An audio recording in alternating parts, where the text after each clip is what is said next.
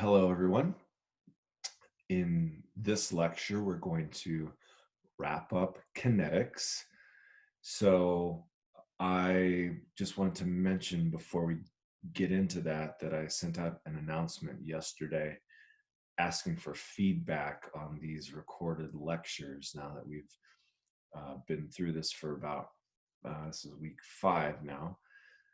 And if there's anything that can be done to improve these recordings, that is feasible on my end, to make it better for you, uh, please feel free to send suggestions my way. If it's going well and you're able to, digest this and sit through these recordings and watch them, then that's good to know too. So just curious how these things are on your end. Today we'll talk about half-life and collision theory and how those things play into kinetics. Half-life we'll kind of revisit again when we get into nuclear chemistry. Okay. I'm going to share the screen and we'll begin.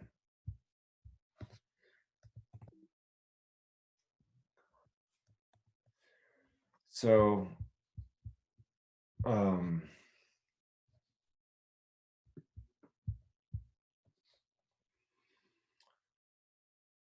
also I'm recording this on May the 4th, so May the 4th be with you. But perhaps you're looking at this on May the 5th. In that case, happy Cinco de Mayo. What's half-life? Well,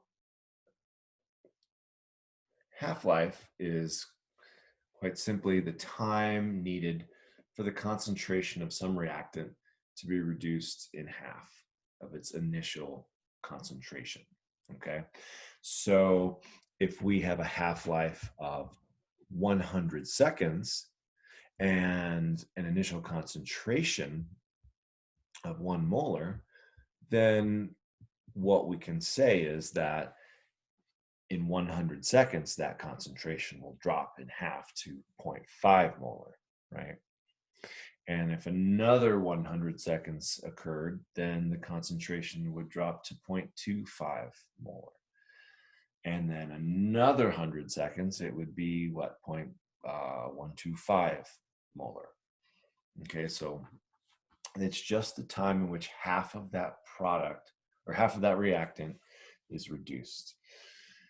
And so we can take this half-life and we can make an expression out of it that defines the relationship between the half-life on the rate constant and the initial concentration. Okay. And of course, these expressions for half-life are going to be different depending on what reaction order it is, right? Because as we talked about last time, the integrated rate laws for a first, second, and 0 order reaction is going to be slightly different in its arrangement, right? And so perhaps you'll remember these. These are the integrated rate laws that we learned last week. First order, for instance, being the natural log of some concentration of the reactant over its initial concentration. Set that equal to a negative K constant and time. And then, of course, second order and 0 order, we rearrange these slightly based on their integrations, and we come up with these expressions.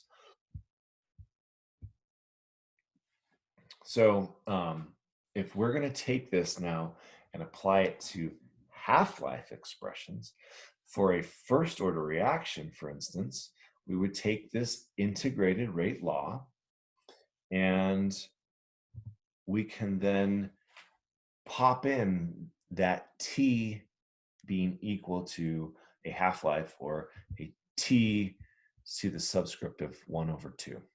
Okay. And so if we pop that in, now we're going to put a 1/2 right here, right? Because that's where this t is.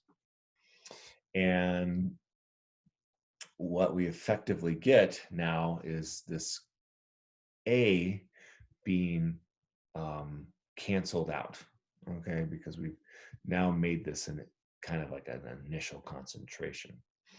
And so we get the natural log of 1/2 equals a negative kt subscript 1/2, right? Because we're just putting in this 1/2 where we see the t's, okay?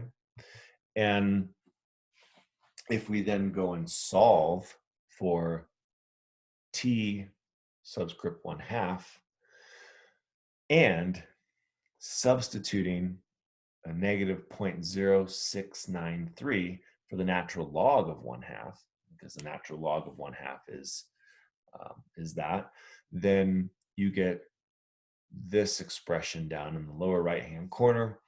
The half-life is equal to 0.693 over K. So that is the half-life expression for a first-order reaction, okay? And so as you can see here, if we plot this with concentration on the y-axis and time on the x-axis, we can see that for a first-order reaction, the half-life is constant in an independent concentration manner, right? So it's independent of the concentration. It's still going to be constant, right? Because that half-life is going to be the same. It's going to be, in this case, it looks like it's 100 seconds. So the half-life is, first half-life is 100 seconds, second half-life is 200 seconds, third half-life would be 300 seconds, okay?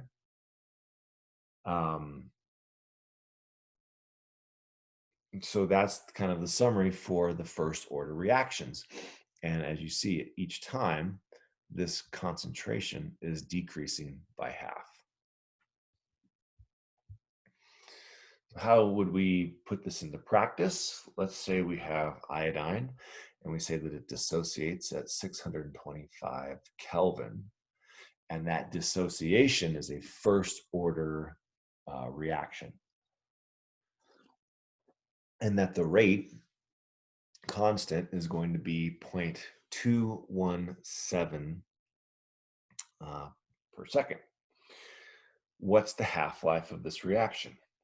Well, we could just do, maybe I'll try to write on here rather than go to the board. I'll just type, see how it goes. What we could say is that t to the, oh my gosh, what did I just do? Doesn't like that button.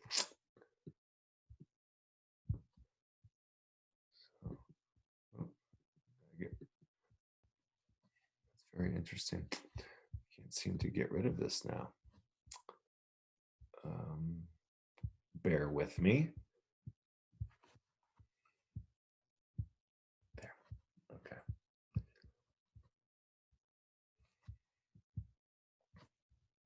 Okay, so let's try that again, and I just won't do a subscript because it's different. So t to the 1/2 equals, what did we say our expression was? 0.693 over K. Oh my goodness. Don't do that. So it's got all these different hotkeys that I can't use in the typing. Okay, so never mind. Let's just write it up on the board. Because that's, I don't know. So we have half-life is equal to 0.693 over K, right? You see that? kind of looks okay. And they gave us K. They said that that was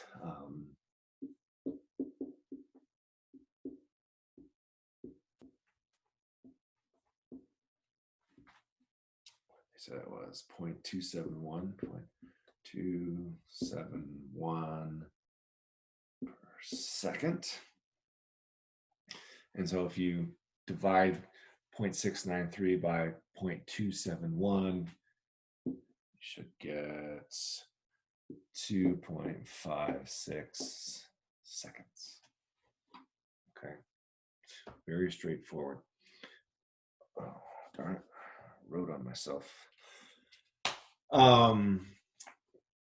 When Expo dry erase marker on the clothing is your greatest work hazard, you're not doing too bad, I guess. Okay, very straightforward. It's going to get more complicated from here, so enjoy and relish the simplicity while we're still there. Okay. All right. Let's go back to this.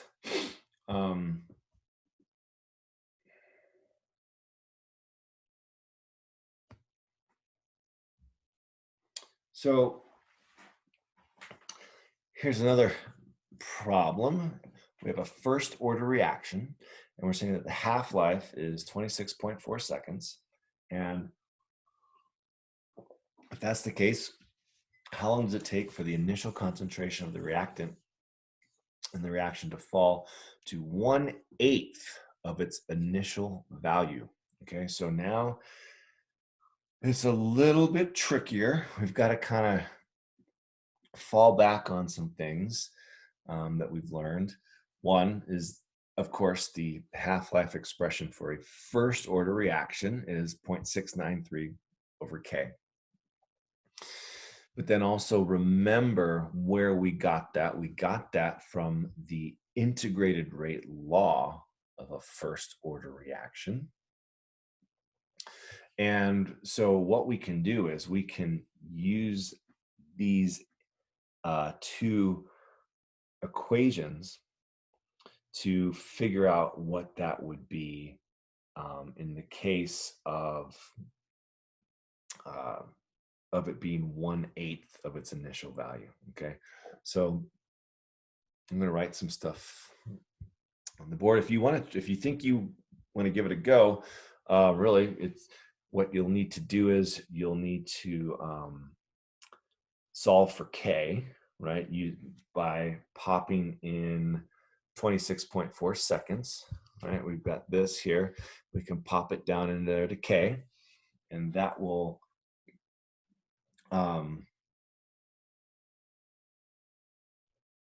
give us our oh no, wait a minute, half-life. So we don't pop that down in K. 26.4 we pop down in here for our half-life, and we can solve for K, right? That will give us K, and then from there we can use K and put it into this equation. But then what's T? Well, it's going to be T to the eighth, right? Because it's figuring out how long is it going to be for 1/8 to of its initial value. So that's the time for 1/8 of the value to drop. And then you can set, of course, this, right? Your concentrations can be set to 1/8 as well. So let me write some stuff on the board. If that makes sense, go from here, plug it in, see what you come up with. If not, you can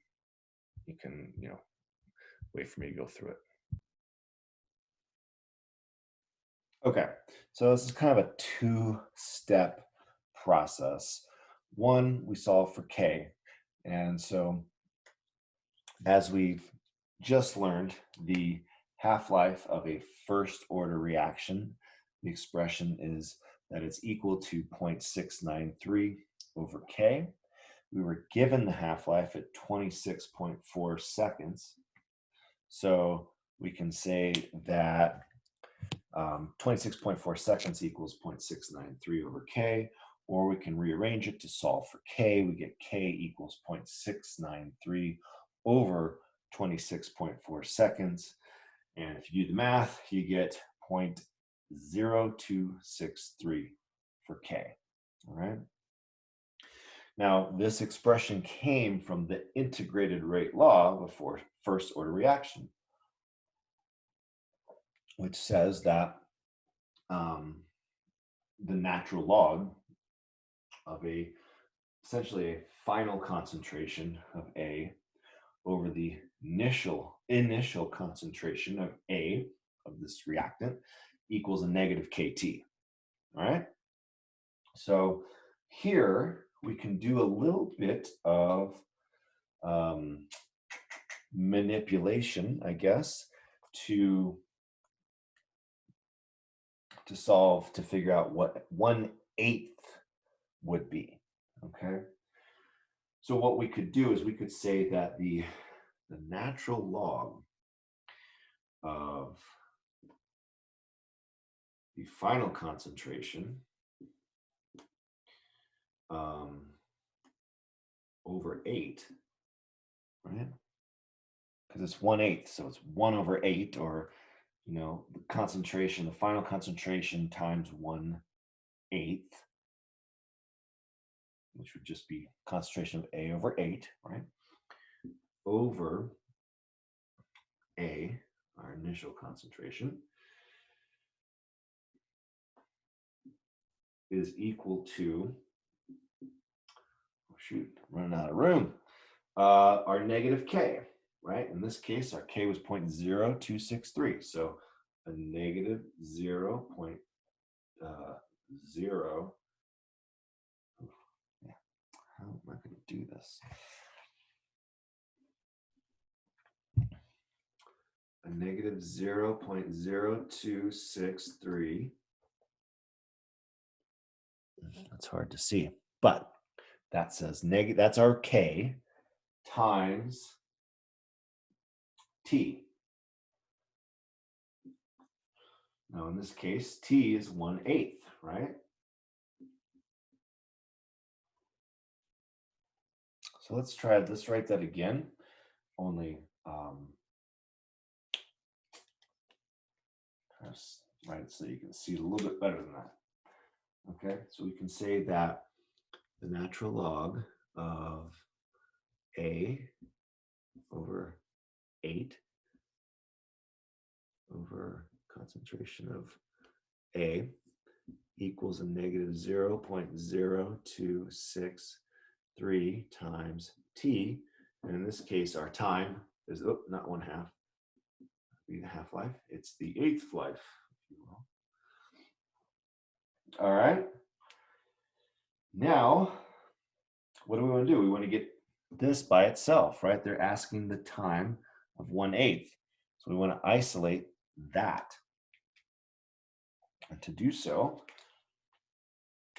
we could say T 1/8 is equal to, what would that be? That would be, well, this cancels. And so 1/8 over 1 is 8. So the natural log of 8, that wouldn't be on top, sorry.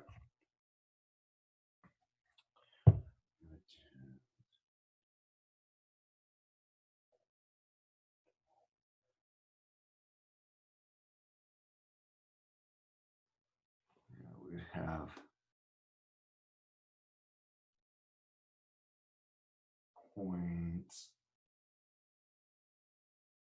0.263 over the natural log of 8, and that ends up being 0.0263 over What did I? No, yeah, that is. Sorry, guys. Hold on. Let's start. Take a deep breath. Start that over. Okay. So T of 1/8 equals. This is going to be well,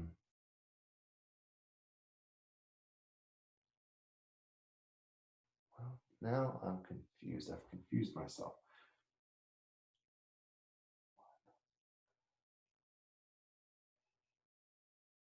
Let's just do it this way. So that makes more sense to me. And hopefully doesn't confuse you terribly. We cancel out these concentrations here, so we just get the natural log of 8. Okay, so let's do the natural log of 8. Where's my calculator? The natural log of 8 is 2.079. Okay. So we can say that 2.079 equals a negative 0.0263 times t to the 1/8. Great. And so now if we got t to the 1/8 by itself, that would be t to the 8th is equal to 2.079 over our 0.0263. There we go. That makes more sense per second. Okay. And if you do that, that should be equal to, let's see, divided by 0.0263. That's 79.2. 79.2 seconds. Okay. There we go.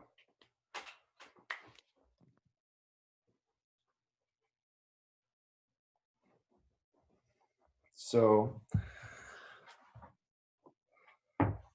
that is using half-life expression with a first order reaction to figure out time. Okay.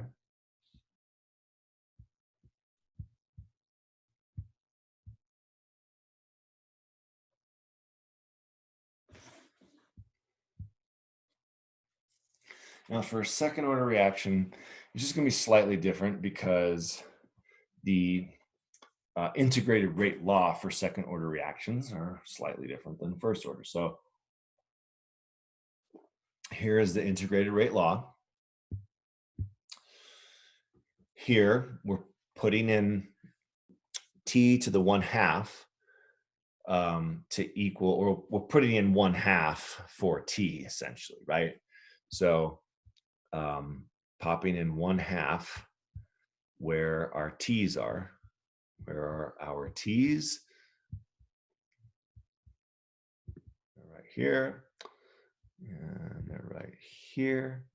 So you get a 1/2 times our initial concentration, and that's equal to kt to the 1/2, right?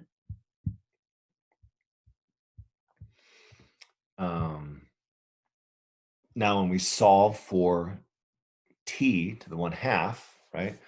Where is it? It's right here.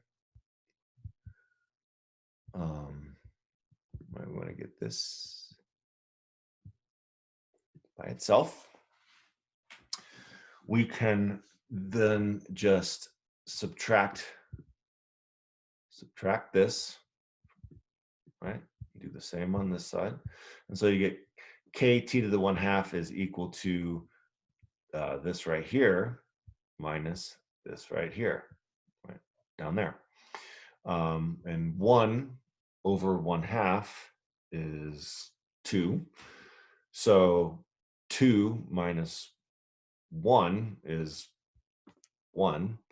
And of course, to get this by itself, we've got to divide by k. And so we end up with this here. T half-life is equal to 1 over k times the initial concentration.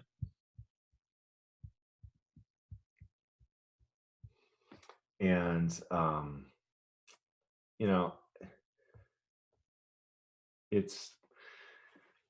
you'd use this the same way as you would in the examples we did for the first order reactions, only instead of popping it into the expression of 0.693 over k, you'd pop it into 1 over k times the initial concentration. Okay. And finally, for zero order reactions, this was the integrated rate law that we came up with last time in lecture. And so you do the same thing. We pop in the half-life. So we pop in a half for all of our T's. So 1/2 times this concentration. And then here's a T. So K times half-life plus the initial concentration. And if you solve for half-life, right, if you get half-life by itself, that initially turns into half-life equals the initial concentration over 2k. All right. And if you don't know how we go from kind of this step to this step, then that's just a case of algebra striking again. And I can walk you through it if you'd like, but really the point of this is not to be given the integrated rate law and make you figure out what the half law expression is. It's just to understand that this is not coming out of thin air, right? It's coming from something. And do you have to memorize all this stuff here? This is a summary. There's a summary in the OpenStax book as well. I like this one kind of better. And I also like to provide you different ones because certain tables and figures work better for others and not so well for others. And so do you have to memorize this stuff for the test? Absolutely not. Right? I don't even know how I would assess if you had memorized this stuff. So again, with these things, what I expect you guys to be able to do is to, when given this half-life expression, know how to use it to get an answer that the problem is asking for. Okay. And so this is basically the grand summary of the last couple lectures, right? Rate law, taking the rate law and integrating it, showing its relationship. If you plot the concentration of A over time, you get a straight line if it's integrated, and you're using the right order. You'll get a straight line and slope is equal to negative k. Okay, or slope is equal to positive k if it's a second order reaction. Mm-hmm. And then from there, we can get these half-life expressions. All right, so that's half-life. Like I said, we're going to revisit the half-life again. It'll come back. So don't forget it. Don't part ways with it just yet. But for now, what I want to do is move on into collision theory. Collision theory relates energy, kinetic energy, to the orientation of molecules and how those molecules collide with one another to predict kinetics. All right. So to say that again, we're looking at how fast molecules are moving and where they are in their spatial dimension. Okay. And depending on those things, the amount of energy and the way that they are oriented, we can figure out what the kinetics are going to be, how long it's going to take for those molecules, if they have the appropriate orientation and enough energy, to collide and form some product. And there are three kind of tenets that we have to discuss that go along with collision theory. One is that the rate of a reaction is proportional to the rate of those collisions that are going on. And again, these collisions, these are two different molecules bumping into each other, okay, particularly with gases.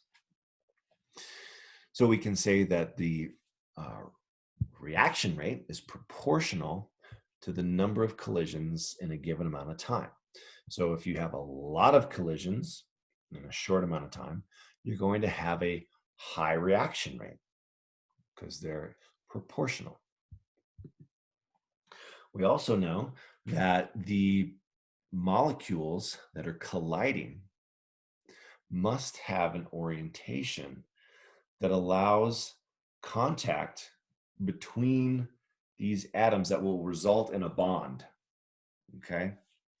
So what I mean is that the orientation of these molecules have to be like, kind of like a puzzle piece, so that when they collide, they can form a bond with each other, which means that oftentimes they have to relinquish a bond from some atom that they are bound to before the collision.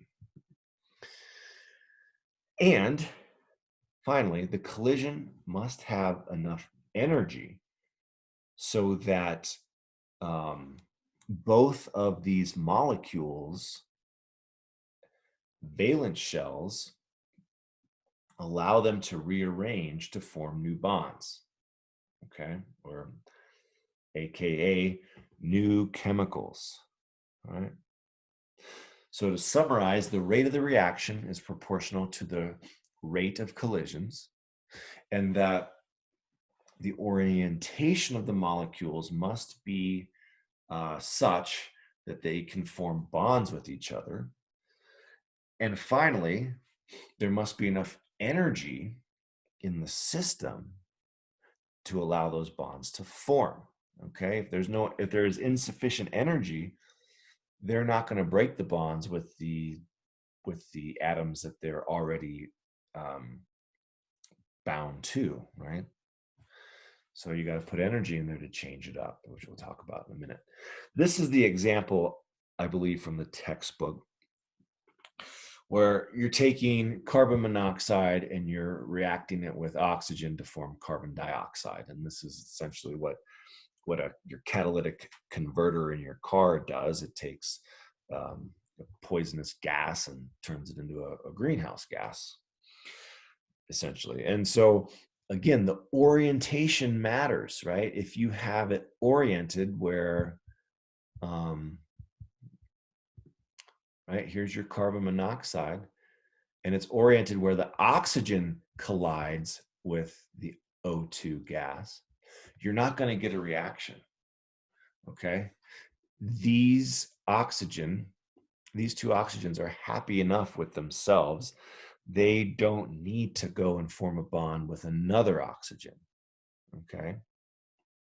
And, in fact, for that to happen, for O2 to bind with another single oxygen, requires a lot of energy in the form of UV radiation, right? We talk about ozone forming, O3. You need to have UV in there to mix things up a little bit.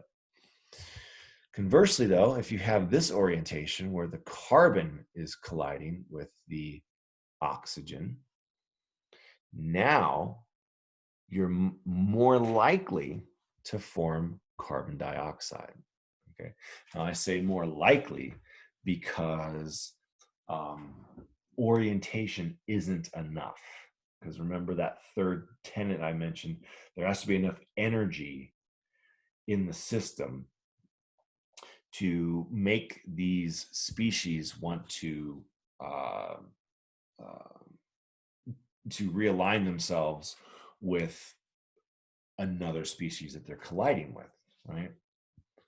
So let's clear this stuff, go to the next.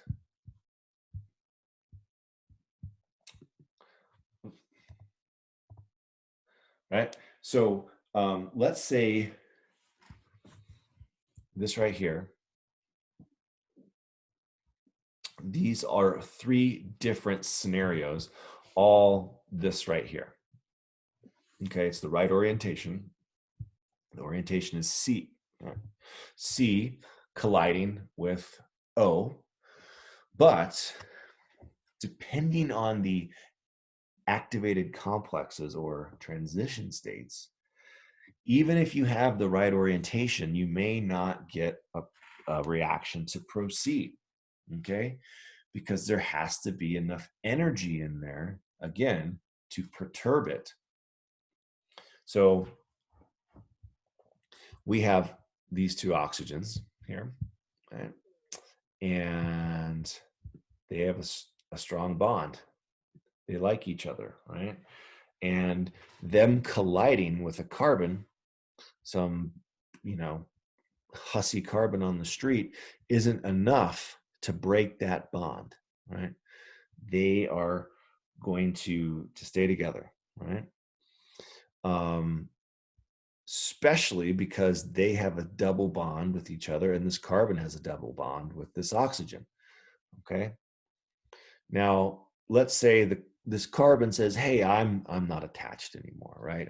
I've broken off my relationship with this oxygen, and now I want to, I want to hook up with you, oxygen." Well, again, this oxygen still has this double bond here, and it's faithful and it's loyal and it's monogamous to the other oxygen, and so it's not going to break up with the oxygen and go to the carbon. But in this last transition state, we've put enough energy in to now temporarily break that bond with that oxygen. And it's not that the bond is gone per se, right? But that shared bond is these electrons are constantly going into different transition states. And maybe we'll get into resonance structures when we talk about organic chemistry and stuff. But the fact remains that these things are constantly kind of like changing in any given instant. And when you have this situation where some energy's been put into the system, now that bond with oxygen is not there. And when it collides with the carbon, it's free to do so. Okay. And now you have the formation of CO2. All right. Hopefully that makes sense in that way that I've described it. So essentially, for these reactions to occur, you have to have the right orientation, and you have to have a certain amount of activation energy, okay, right here, in order to give you the correct transition state or activated complex to allow this to proceed, okay?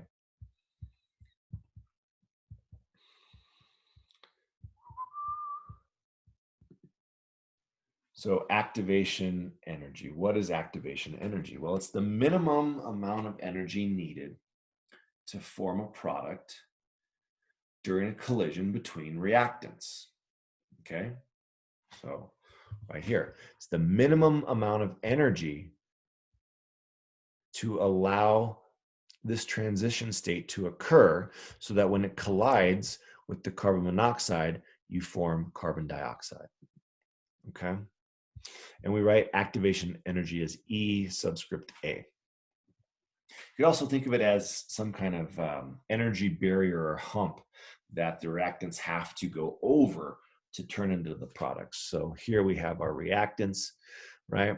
And this is the activation energy. This is the bump here. So the reactants have to travel up over this hill in order to be able to go down into these, form these products. Okay. Now, if the activation energy is really high, higher than the overall average kinetic energy of these molecules that are colliding, the reaction is going to occur slowly. Okay.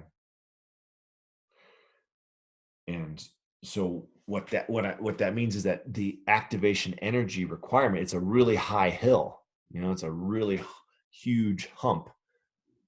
And a huge hump, a huge bump, right, you're not going to get your molecules to go over that bump if the kinetic energy is low.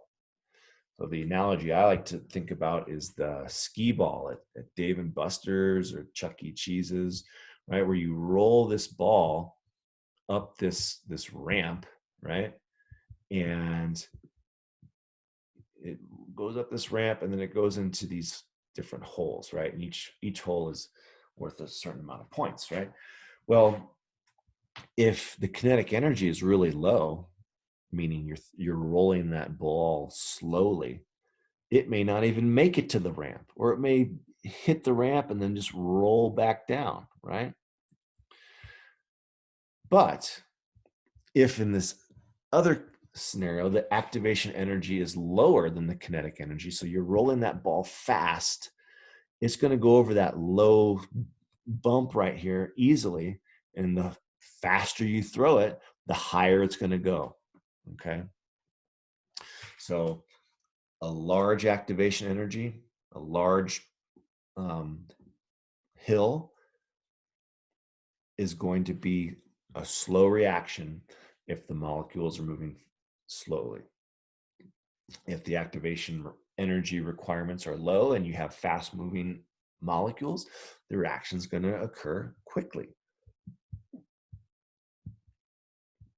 And that hopefully is kind of just, that's intuitive, that makes sense.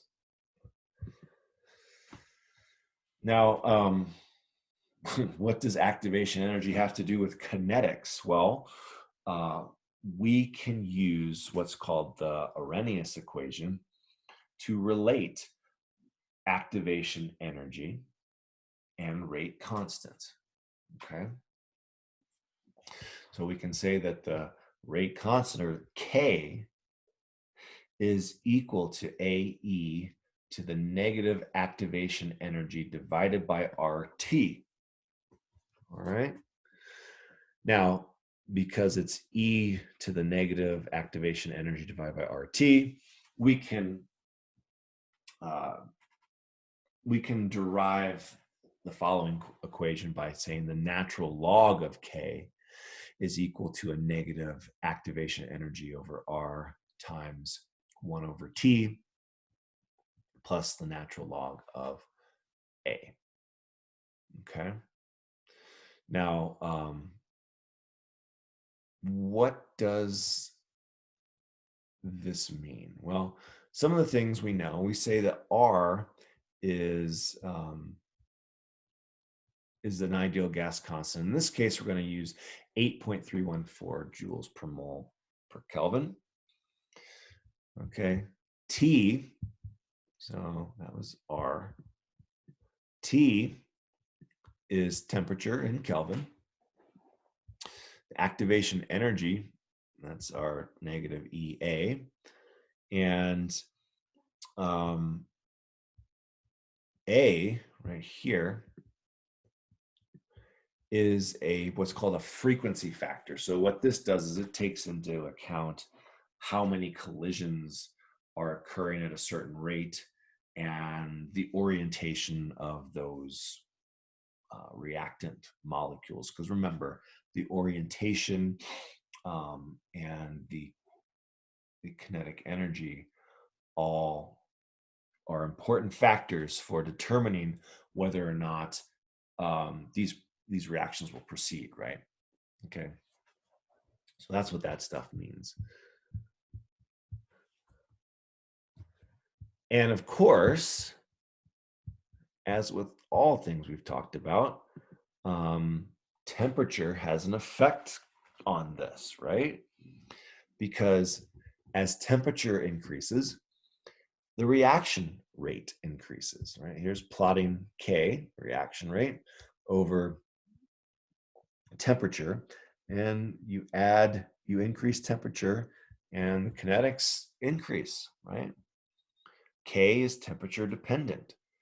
If you look here, where K is equal to this A to the negative activation of energy divided by RT, right? T is in there. And so temperature is going to have an effect. It's going to speed up the reaction, right?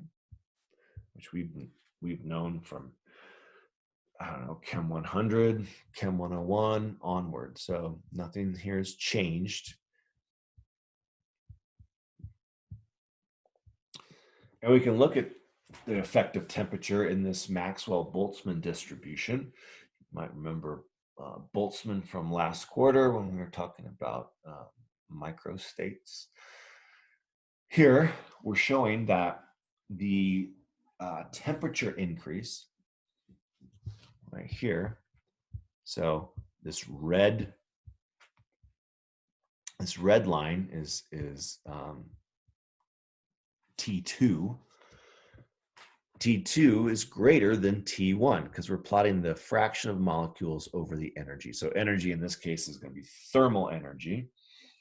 And so the energy is increasing over time. And as a result, it's kind of flattening that curve, right? So we're all well aware of flattening the curve right now, particularly with SARS-CoV-2, but in this case, we're flattening the curve in a different, well, I mean, I guess it's the same kind of aspect, but what happens is when you flatten that curve, right, the activation energy goes up. So again, this activation energy is higher at this point at a higher temperature than if it was at a lower temperature. So a lower temperature is going to have a sharper decline, and so the activation energy is lower. Okay. So what we can say is that as temperature increases, the number of molecules with enough energy to get over that hump, right, that activation energy also increases, right?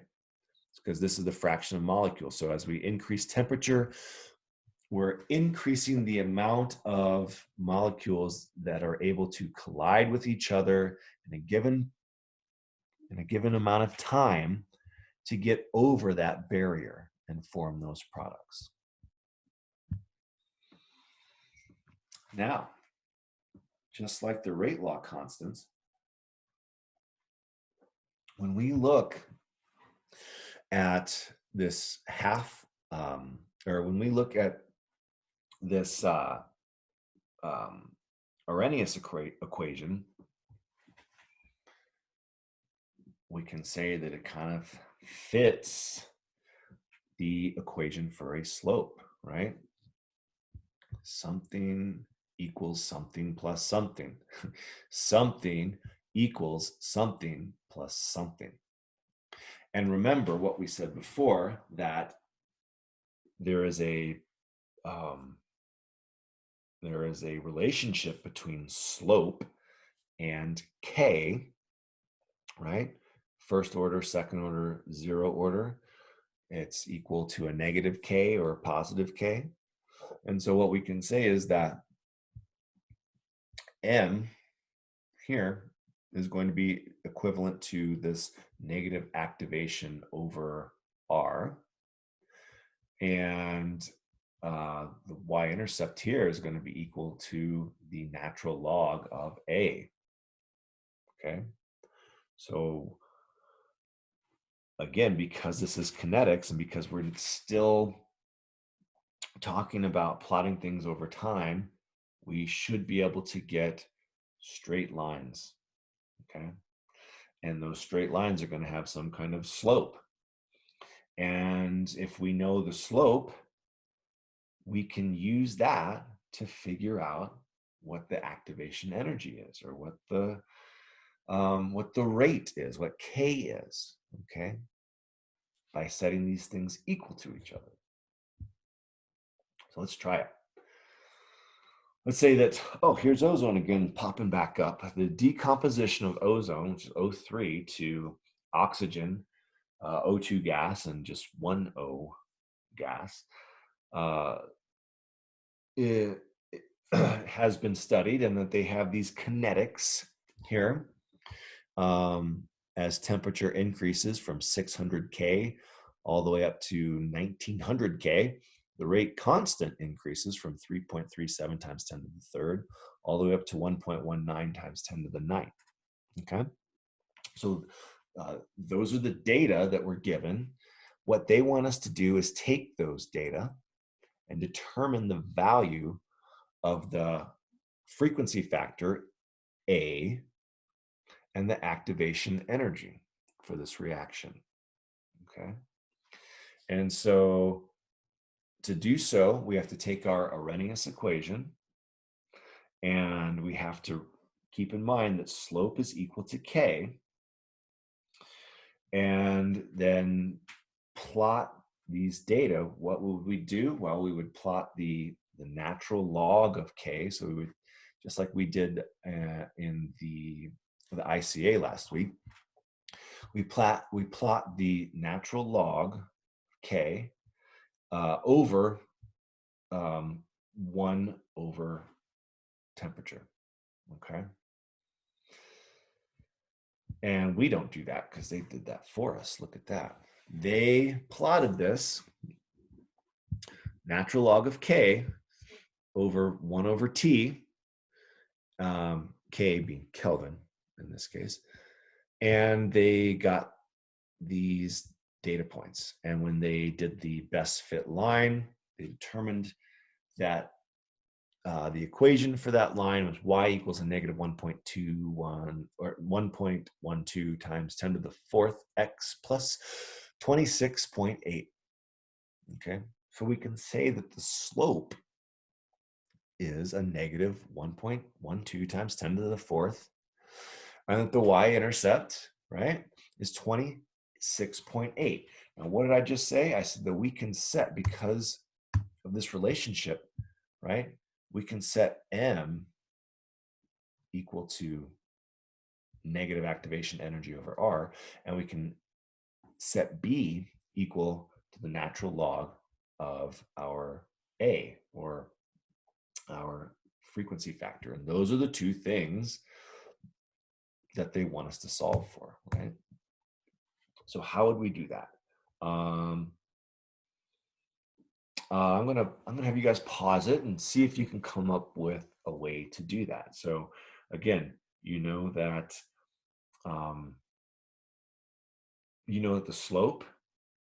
the slope right here, this is equal to this, and we have that value. They gave us that. We have R. We know that R is just the constant, right? So that's going to be what, 8.314 joules per mole per K. And then we know that the y-intercept is equal to the natural log of A. Okay, so set those equal to each other and see if you can solve it.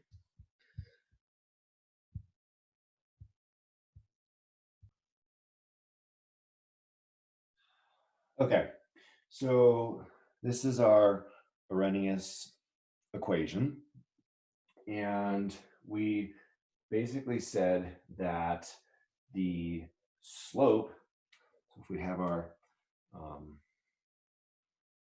y equals mx plus b, right? That our slope is essentially this, and our y-intercept is this, right? And they gave us those values. They said that when the equation for that line that they plotted was y equals a negative 1.12 times 10 to the fourth x plus b, it was 26.8, right? So in order to solve this, we can just take this, set it equal to this, take this, set it equal to this, all right? So let's throw in a third color. Let's do negative 1.12 times 10 to the fourth equals a negative EA, or activation energy, over R. Now we can, since it's negative on both sides, we can add each to each side. We can get EA over R equals 1.12 times 10 to the fourth. Okay. Multiply each side by R. Okay. And so then that cancels this R here. And what is our value for R? We said it was 8.314 joules per mole times K. And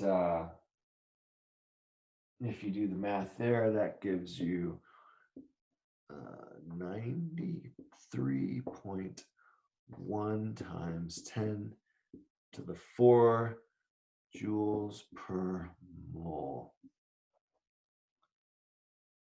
All right, so that's our activation energy.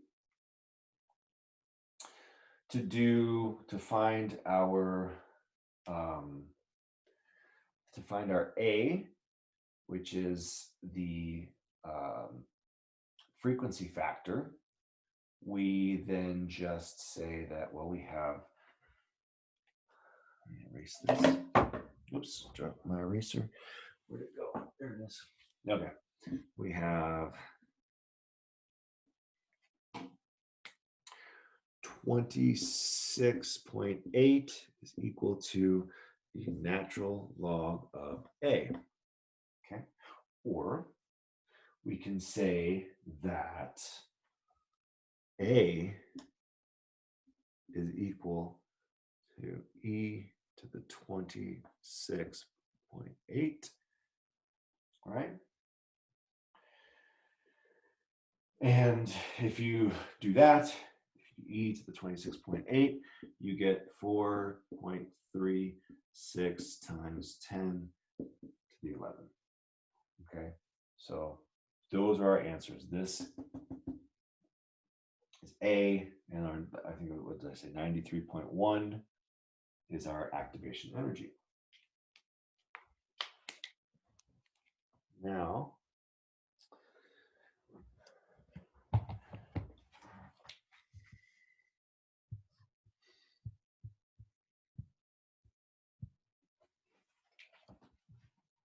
what if we don't have enough data to plot everything? Or, you know, what if we, well, let's say, okay, let me say it this way. What if we can plot it, but we don't know the slope of the line? Okay, we don't know the equation, right? So we can't just take the slope and apply it to the activation of energy over R, and we can't take the y-intercept and apply it to A. Then what can we do, right? How can we find the frequency factor and the rate? Or in this case, for this problem, the activation energy for the reaction. So this is out of the book, out of your OpenStax textbook. So they have all the steps in there, but I figured I would use this so we could go through it together.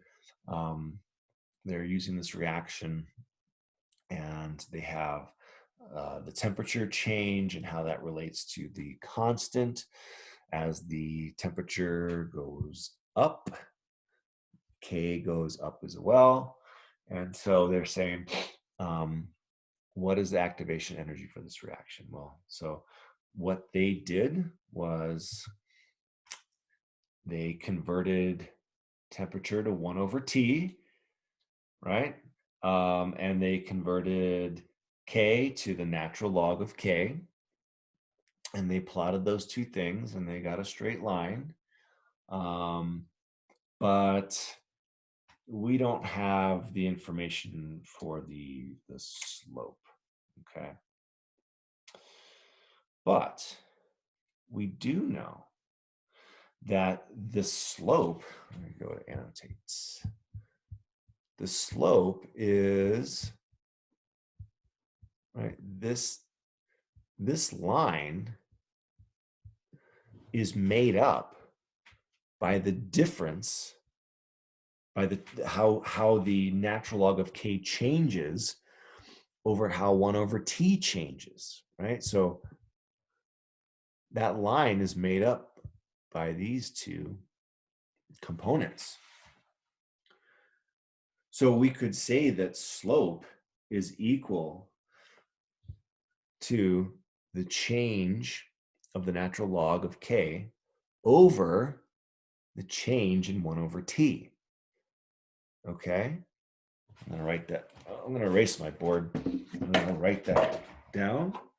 But essentially, because that line, because the slope, that line is made up of plotting the natural log of K, the change of natural log over the change in 1 over T, we could say that slope equals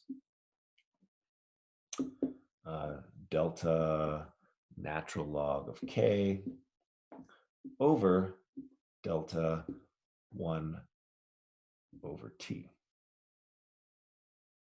Okay. And so really all you need to do is pick two respective data points, and typically you want to get it on either ends of the table. So you want to pick one up here and then pick one down here and use those to subtract from each other. So try that out, see what you get. Slope equals the change in natural log of K over the change in 1 over T, and see what you can come up with.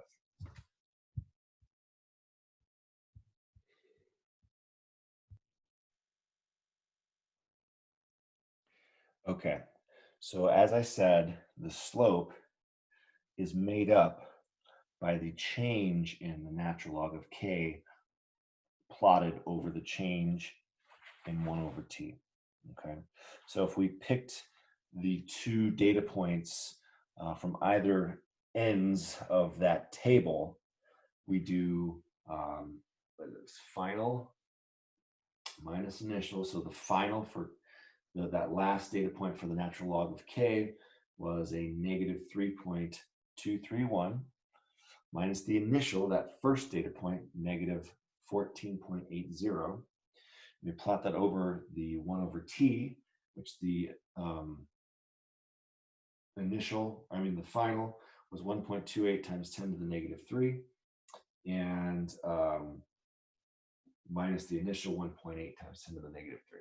Okay, so if you do that, you should get, what is that?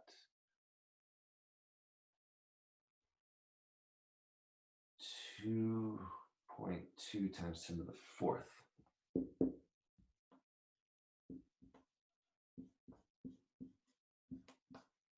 For our slope. Now, what did we say slope was equal to. Slope was equal to, that was going back, slope, when we look at the Arrhenius equation and compare it to the y equals mx plus b equation, we say that the slope was equal to the activation energy over R. So that, and what they're asking for is the activation energy. So activation energy equals slope times R. So we could say that activation energy equals 2.2 times 10 to the fourth times R, which was 8.31, negative 8.314. Well, not that it's that value is negative, but remember that the slope is equal. Sorry, I should have added that right here. Slope is equal to a negative EA over R. So make any of these negative, really 8.314 joules per mole. Okay. Let's see what that is.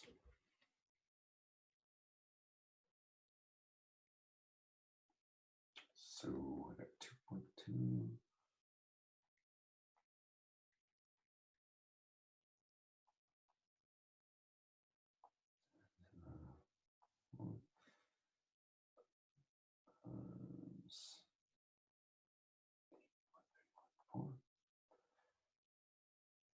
I get 182,908.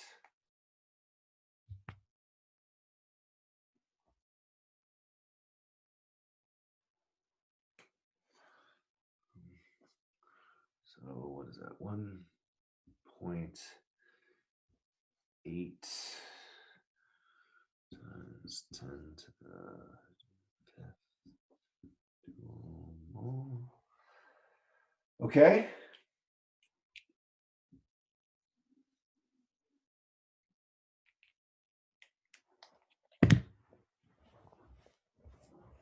And so that's how you, so first example, the one we just did before this was if you have that equation for that line. This is if you don't have that equation for the line, okay? How you can still find the answer.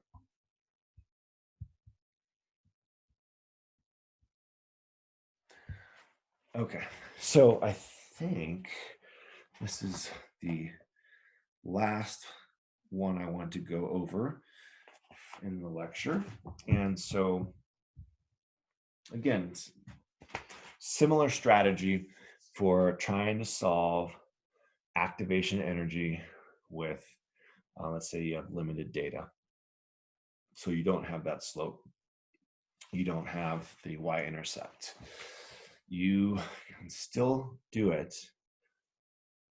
For this, in this case, we have a rate constant of 701K related to 2.57, and then we have 895K at a rate of 567. Okay, so what we can do is we can say the 701 and the 895, those are our temperatures, and the 2.57 and the 567, those are our Ks. And just like we did before, we can essentially take the change, we could put those, well, I guess not exactly like we did before, but we could take the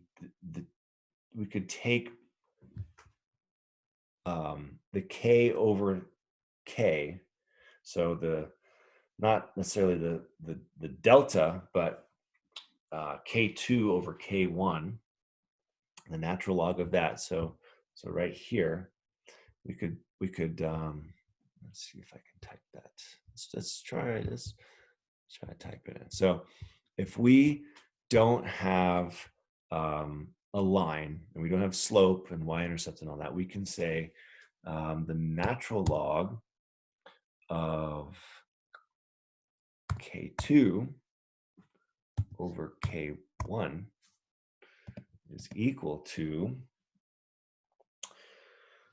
the activation energy over R times the difference in our temperature, okay? And in this case, it's 1 over T, but again, we don't have our overall temperature. We need to do T1 minus T2. So that would be 1 over, what was our T1? First one, 701. Okay.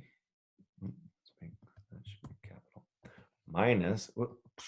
Minus 1 over T2, 895. Okay. So take that and see if you can turn that into something to solve for what you want is to solve for what happened. You want to solve for this right here, right? We know R, 8.31. So it's just a matter of rearranging these things algebraically and solving for EA. So you can pause it, work on this, and see what you come up with. So this is what I typed up on that slide deck. Hopefully that made sense. And what you might hear of this as being called a two-point form of the Arrhenius equation. So it's a way for us to relate activation energy to whatever given information we have, if we only have a limited number of data points, in this case 2, and applying it because we know that what R is, okay? So if we only have 2 data points, we can say that the natural log of K2 over K1 equals activation energy over R times 1 over T1 minus T2, okay? And let's just plug it in. So that'd be the natural log of K2 as our second one. That's going to be 567. Yeah, I guess I'll add the units, but trying to save space here per second. And then actually that per meters per molar second. There. And that, well, that's just making it messy and hard to read. So let's do 567. The units will cancel anyway. So over our K1, our initial was 2.57. And that's equal to EA over R, which is 8.314. That equal to 1 over T1. Our first T that we got was 701. And our second T was 895. Okay. And so what we end up with, if we do this to get activation energy by itself, we have to take the natural log of these two things. If you do that, that should give you 5.40 equals this over 8,314. And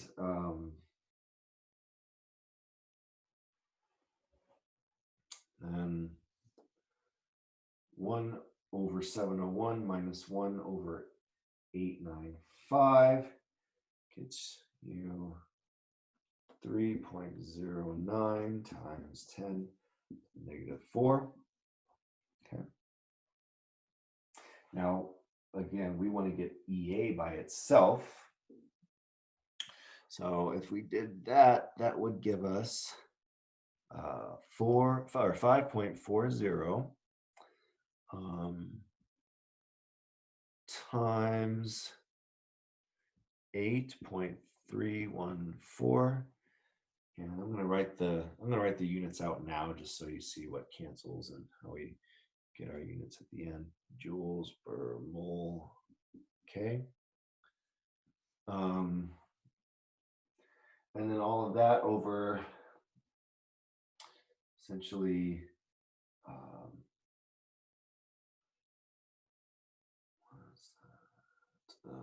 1K over 3.09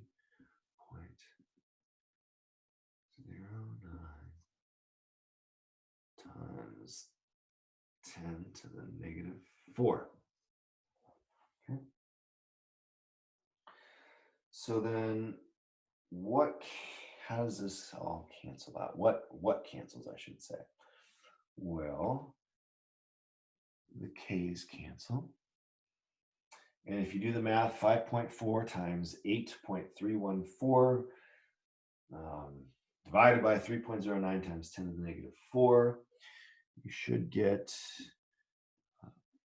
1.45 times 10 to the 5th joules per mole.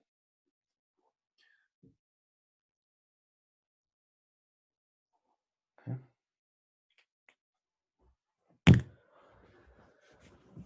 And so that is how we use the Arrhenius equation to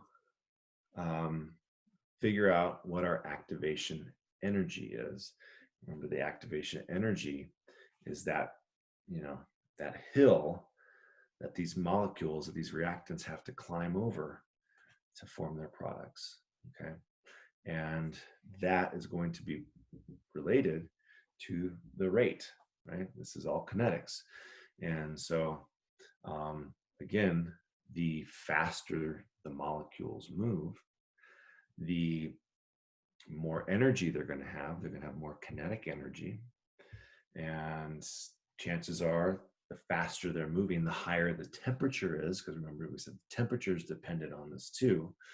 And so all of these things relate to each other to give us activation energy. Now, I mean, some problems, they'll give you activation energy, and maybe they'll want you to solve for K, okay? But really, you can do it in multiple different ways, depending on if you're given all the data and you're given the equation for the line. If you're given all the data, but you don't have the equation for the line, or you're just giving some of the data, you can still get to the answer, okay? That's it for this time. See ya.